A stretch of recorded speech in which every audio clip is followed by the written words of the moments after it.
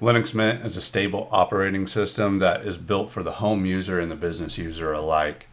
It can be installed on old hardware or new hardware. If you do plan on upgrading your old computer to use Linux Mint, I recommend taking out the old spinning disk, the hard disk drive, and installing an SSD instead. This will net you around $50 to $100, but it's 10 times faster than what this is.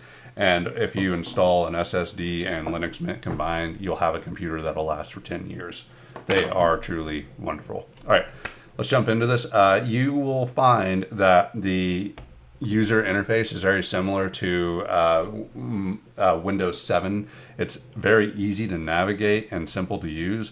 One of my favorite things about this is how easy the file explorer is to use, and the search actually works. So if you're trying to find a document that you wrote, the search will find it. It's not like in Windows where they forced you to have Microsoft OneDrive integrated in it. It has to do all sorts of crazy stuff in order to find that one Word document that you wrote 2 weeks ago.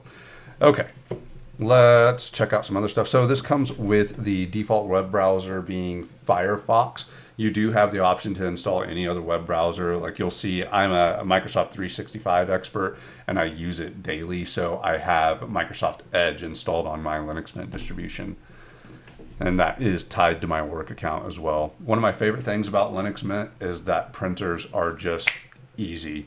All you have to do is plug this computer into the network, and then your printers will just be set up automatically because it uses a technology called IPP, which is driverless printing.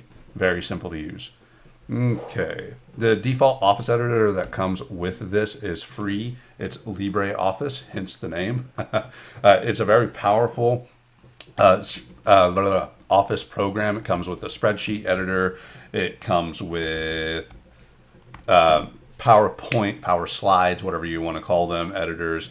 And it comes with a document editor and a number of other programs as well. So you will also have something called Base. If any of you used to use Microsoft Access, Base is like Access, but it's for Linux distributions. Okay. If you do not want to use the built-in LibreOffice, like say you're just married into Excel, well, hey, I got good news for you. You can install that as a web app, and that is what I have set up here. So this is my SharePoint that I have linked, and I am going to start a new Word document. It's just that simple. This is all working in the cloud, and everything is stored in my Microsoft tenant. There we go. So new document. And change the name, new name. And there we go. Just saved a Word document. Okay, let's go over here.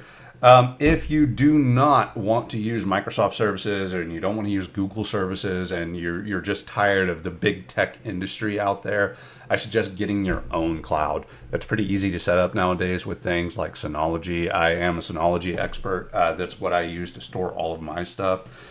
This right here is an affordable Synology NAS, that's network attached storage.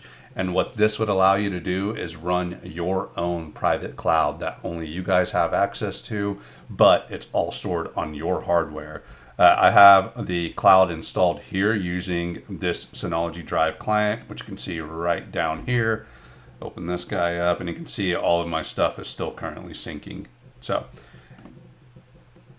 very simple. Okay, let's move on.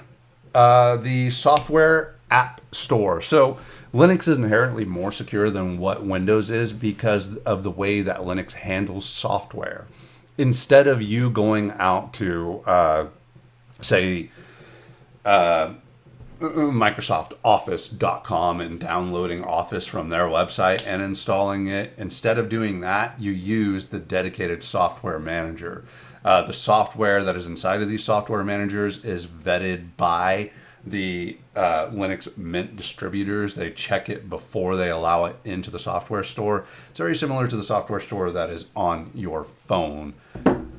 Okay, you'll see a lot of big names already in here. So you have Spotify, Bitwarden, Telegram, of course, VirtualBox. There's just all kinds of software that is available, and the majority of it is all free. That's one of the more wonderful things about the Linux ecosystem. Okay, so for those of you who have some Windows programs that you just can't live without, like you have this oil-filled program from back in the early thousands that only runs on Windows 95. Well, hey, I got good news for you. You can run that on any Linux distribution using technologies such as bottles or just installing it inside of a virtual machine that would run right here on your local operating system. Reach out to me with any questions or concerns, comments. I'm on any of the social media platforms. Just pop in, follow us, give a shout out. I love to talk tech.